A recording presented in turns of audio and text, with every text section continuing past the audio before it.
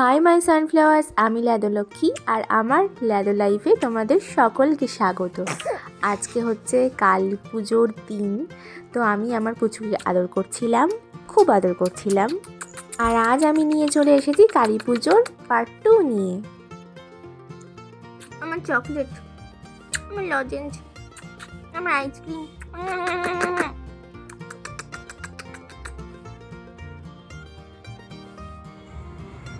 কেমন লাগলো তো? নাই বেশি ওই ভাতটা কখন খাবি তুই? কটা বাজে জানিস তুই? তুই মেয়ে তোরা তুই রাত কি চাইটা তুলে নিই। রাত কি জানে তুই কথা বলিস? মাকে আমার রাগাতে বা খ্যাপাতে বরাবরই খুব ভালো লাগে, আর বিয়ের পর আরও একজনকে ভালো লাগে, সেটা হলো বর। তো এখানে মা আর মাসি মিলে পুজোর সমস্ত ভোগ রেডি করছে, আর এদিকেও পুজো পুরোপুরি শুরু হয়ে গেছে। এই যে আমাদের কন্যা, মানে যার জন্য পুজো, তিনি পুজোতে পুরোপুরি ইনভলভ হয়ে গেছেন, আর এখন জেঠু জেঠিমা টিমাকে নিয়ে পুজোর সংকল্প সম্পন্ন করছে।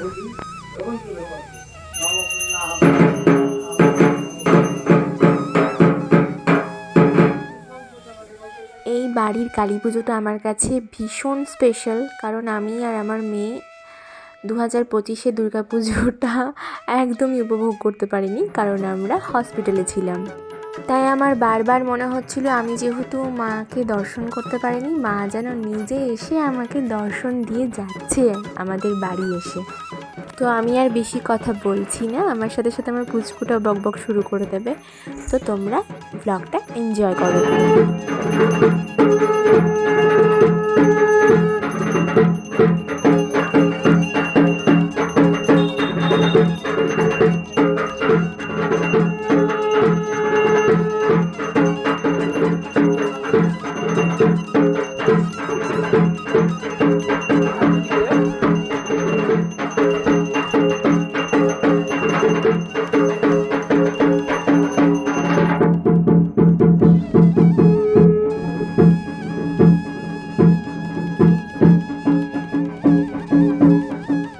আগেই বলেছি যে ভিডিওটা ছিল জানুয়ারি মাসের 13 তারিখে।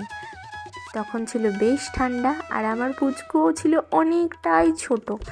তো আমি যখন ভিডিওটা এডিট করছি, আমার চোখ যেন ওর দিক থেকেই সরছে না যে আমার পুচকুটা কতটুকু ছিল। আমার মা, আমার পুচকু মা, আর আমাদের সবার মা, এই ফ্রেমটা আমার কাছে ভীষণ বেশি স্পেশাল।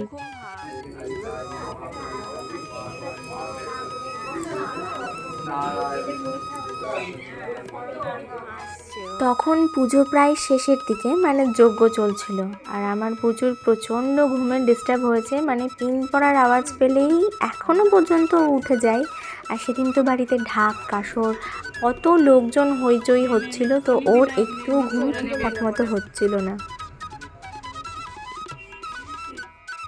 মানে এই দেখো, বুঝতেই পারছো ও কেমন ঘেটে আছে। মানে ওর জন্মের পর এটাই ওর কাছে বড় গ্যাদারিং, যেখানে আর কি সবাই এসে ওকে কোলে নিচ্ছিল, ওকে আদর করছিল, এত হইচই ওর কানে পৌঁছচ্ছিল। ওর জন্য মুডটা খুব একটা ওর ভালো ছিল না। তার মধ্যে বেচারার আবার ঘুম হয়নি, তো এই জন্যই এরকমভাবেই আর ছিল। হবে নাকি? কি হইলো? তুমি পুজো দেখেছো? তুমি টিপ পড়েছো?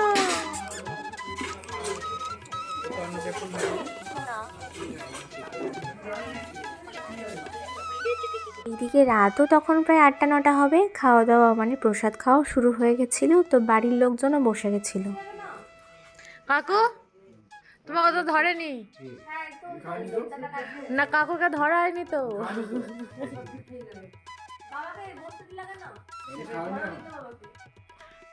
কাকুকে লিস্ট থেকে বাদ দেয়নি তো?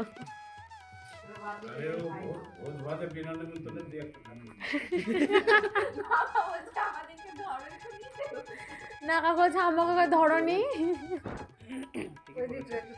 আমার খাওয়া দাওয়াও হয়ে গেছে, আর এখানে মেয়ে প্রথমে বললাম একটু ঘেটে আছে বলে ওকে কোলে করে নিয়ে ঘুরতে হচ্ছিলো।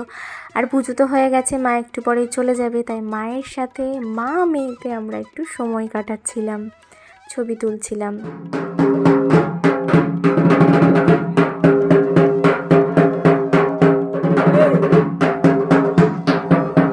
ঘুমাচ্ছে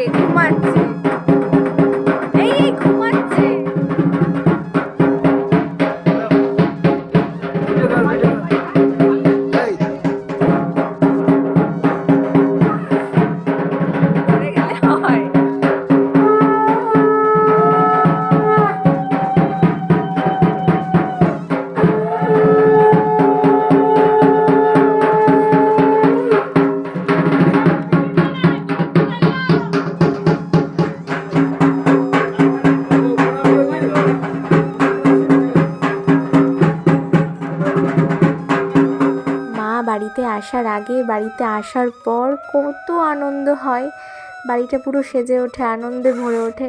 আর ঠিক এই মুহূর্তটাই যখন ঠাকুরকে বেদি থেকে তোলা হয়, বাড়ি থেকে বার করা হয়, বিসর্জনের জন্য প্রস্তুত করা হয়, এত যে মন খারাপ হয়। আর আমাদের বাড়িতে তো সেরকম পুজো হয় না, অনেকদিন পর এই পুজোটা হলো, হুটহাট করেই মানে হয়ে গেল, হঠাৎ করেই, মানে কোনো প্ল্যান ছিল না, তবু হয়ে গেল। এই সময়টাই এত মন খারাপ করছিল না, মানে সবাই আমরা কেঁদেই ফেলেছিলাম বলা চলে।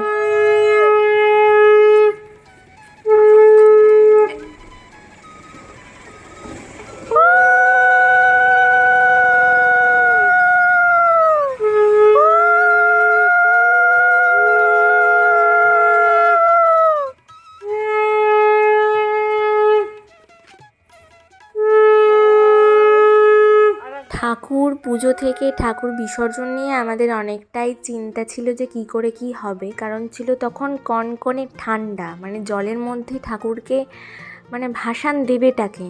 ভাগ্যিস রিজুদা দইপায়নদা ছিল বলে সবটা খুব ভালোভাবে সম্পন্ন হয়েছে। খুব ভালো লাগছিল যে আমরা সবাই মেয়েরা মিলে ঠাকুর ভাসান দিতে গেছিলাম, মানে মাকে ভাসান দিতে গেছিলাম। এই দেখো আমি বাড়ি চলেও এসেছি, আর বাড়িতে পুচকুকে রেখে গেছিলাম বাবার কাছে। এই দেখো আমাকে দেখে এবার একটু কেঁদে ফেলেছে, কারণ অনেকক্ষণ দেখতে পাইনি। তো আজকের ভ্লগটা তোমাদের কেমন লাগলো অবশ্যই আমাকে জানিও। অনেক দিন বাদে আমি একটু এডিট করার সময় সুযোগ পেয়েছি, মানে অন্নপ্রাশন থেকে যা যাচ্ছে, মানে আমি একটুও সময় পাচ্ছি না তোমাদের সাথে সব কিছু শেয়ার করার। সব কিছু খুব তাড়াতাড়ি শেয়ার করব। আজকের মতো আসি, দেখা হচ্ছে আবার খুব তাড়াতাড়ি নতুন ভ্লগে। চলো টাটা।